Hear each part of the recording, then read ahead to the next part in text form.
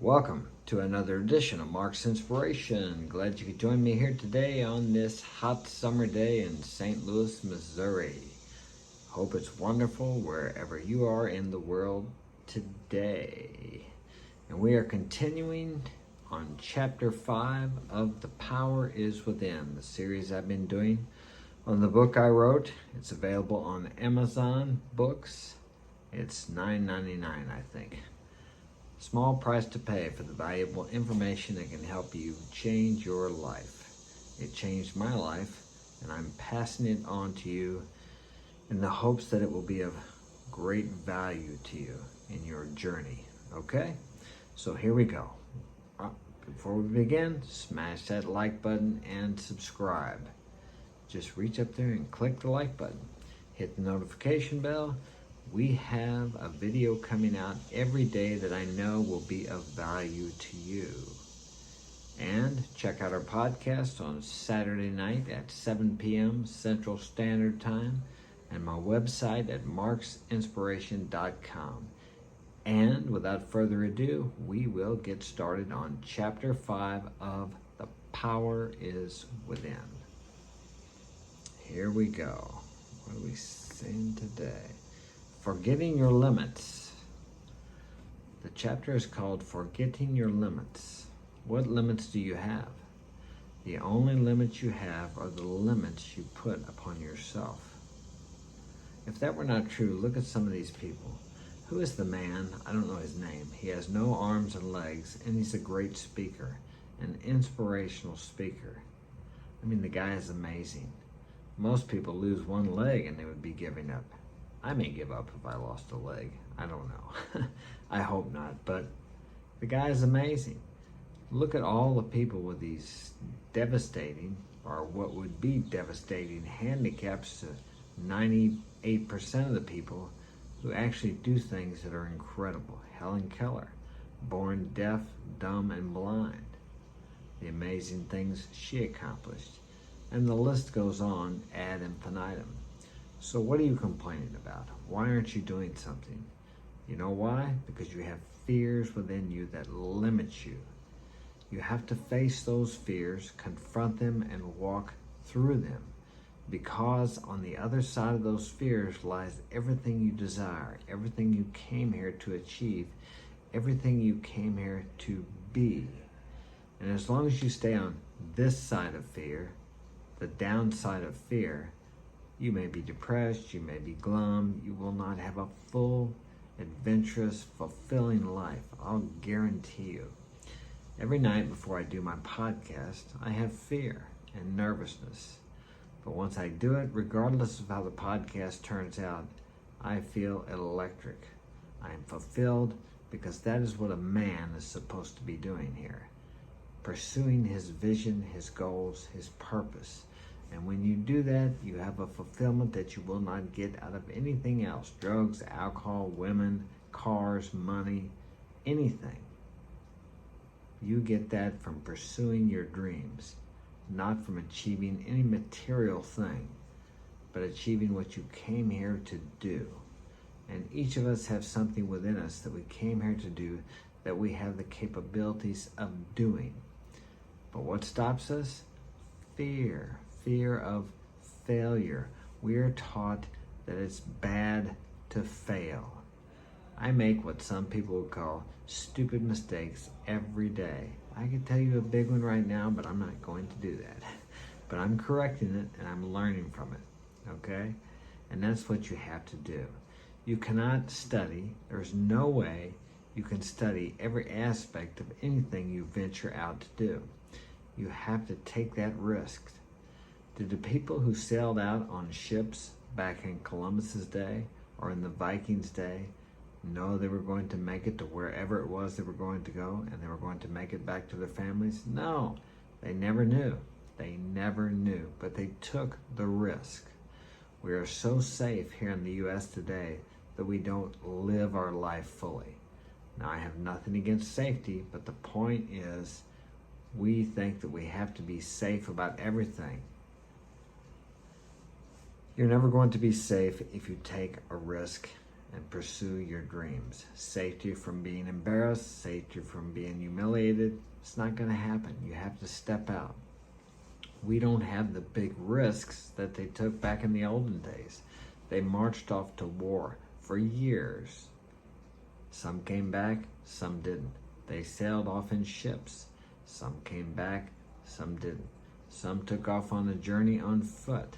Some came back, some didn't. Each was fulfilling his desire, his dream. Lewis and Clark, Columbus, the early settlers of the United States. How many thousands or hundreds of thousands of people came here? Some came all the way across the ship on the ocean. Many died on the way. Some got here and were turned back because their health was bad. But they took the risk, and some made it. Some became millionaires. Some came here and worked hard and never achieved more than they did in their other country. But they all took the risk. You too must risk to achieve what your desires are, the desires within your heart. And only you know what those are. Okay, let's go. I'm done preaching. All right, forgetting your limits. I went too far. Let me back up one page. Okay, so many of us die long before our hearts ever stop beating. Yes, because we shrink back in fear. Fear, the killer.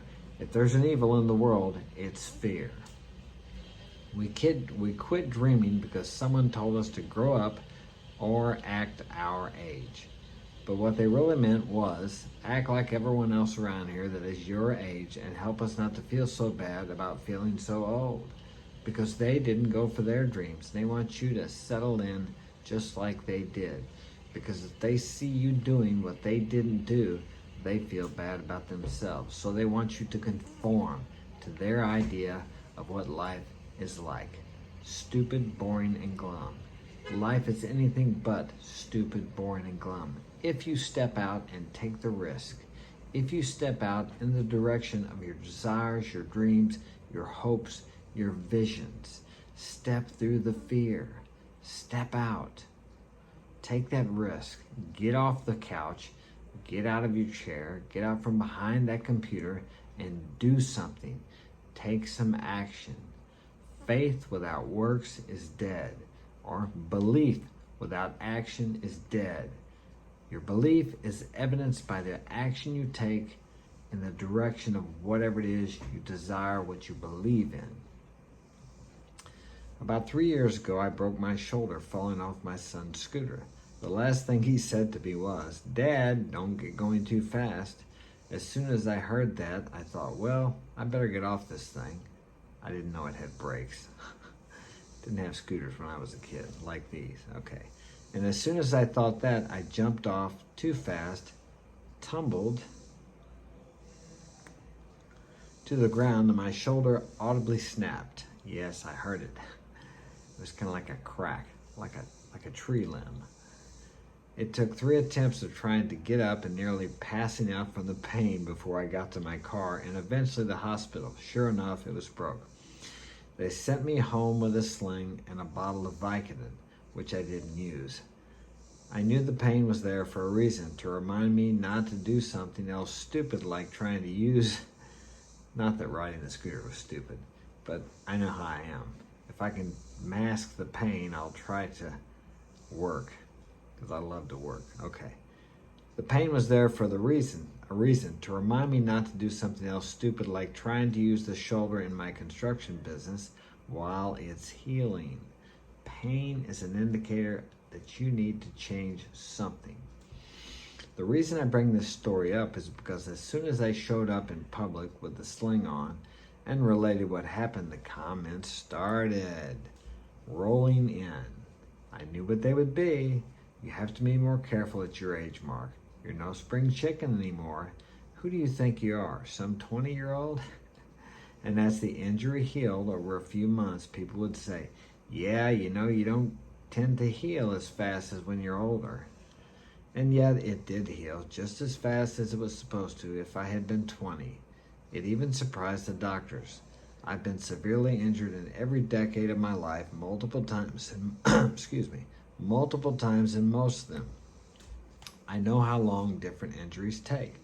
When I was 20 years old, no one said, Mark, you're not as young as you used to be when you were 10. You're getting too old for that. People only believe these things because they've been programmed to believe them. I'm 60 years old now, 61 now, but at the writing, I was 60. And I can do everything I did when I was in my 20s. I'm in better shape now than I was in my teens. My boys, who are all in their teens, just started working out together. And do you know what they complain about? Soreness and stiffness, the very things that people blame their age on. But it isn't age that causes these issues. It's the belief that age causes them. When we get out of the van after we've been out on the job, maybe we had an hour drive home, those guys are so stiff and sore, they move slower than I do. But if you're not around young people, you actually start believing, because you've been told all your life that when you get old, these are the things that are supposed to happen to you, and thus you buy into it. They've researched age, and there's no biological reason for us to actually get old and die, other than the fact that we believe that. For eons and hundreds of thousands of years, we've been programmed to believe that we're going to die. And of course we all are, because that's what we believe. At least this body is going to die. When we get older and grow up, as they say, we stop hanging out with people much younger than us, and we forget that we were just as sore back then. But then you hear people say, my children keep me young. That's true. Being around younger people reminds us that all we have to do is decide to do what we want, and suddenly we can. We don't have to limit our beliefs. It's only those limiting beliefs that create the real limits in our lives. I was riding my son's scooter just fine until I heard him tell me not to go too fast. I internalized that as a belief that if I go too fast, I'll get injured. Sure enough, I broke my shoulder. Sometimes the laws of the universe actually do work fast, quickly. But was it that thought, or was it the thought of years? Maybe subconsciously I was thinking, yeah, I'm too old to ride this, so I jumped off. So I could have went a little faster, but my fear of going fast caused me to jump off. So actually my fear may have caused me to break my shoulder, when the reality was I jumped off to keep myself from getting hurt, but I got hurt. When I was young, would I have jumped off? Probably not. I would have seen just how fast I could go. So once again, your thoughts create your reality. Whatever's going on in here is reflected in your outer world. Not just the passing thoughts. Thank God our thoughts don't manifest like that. Okay, if they did, we would be in trouble, or we would be killing people. You know that crazy driver that pissed you off that you wish he'd have an accident? Yeah, you really don't want that to happen. Wouldn't you feel somewhat guilty about that? Maybe not. No, I think you would. Afterwards, you would feel badly about it. The point I'm making here, it's your dominant thinking. It's the thoughts you have over and over and over again, day after day, week after week, month after month, sometimes for years. It's the dominant thinking. Now, most people think the same thoughts every day. Experts say we have 70 to 80,000 thoughts per day. Listen to your inner conversations. What are you saying? What is your inner speech saying? Okay, unless you change your inner thoughts, your inner conversations, guess what? Guess what's going to change in your outer world? Nothing. You have to change your inner thoughts, your inner speech. And how do you do this? Put something different inside. Read books. Listen to YouTube videos pertaining to what it is you desire to achieve. Change your input, and guess what? Your outer world will magnificently change as you change your thinking. And only you can do that. I can't do your push-ups for you. I can tell you or show you or share with you what works. But you have to find your own way, and you have to step out there in the direction and start doing it. And you can do it. If I didn't believe that, I wouldn't be here. If I didn't think what I'm sharing with you would help you, I would not be here taking the time to share it. But only you can make the difference in your life.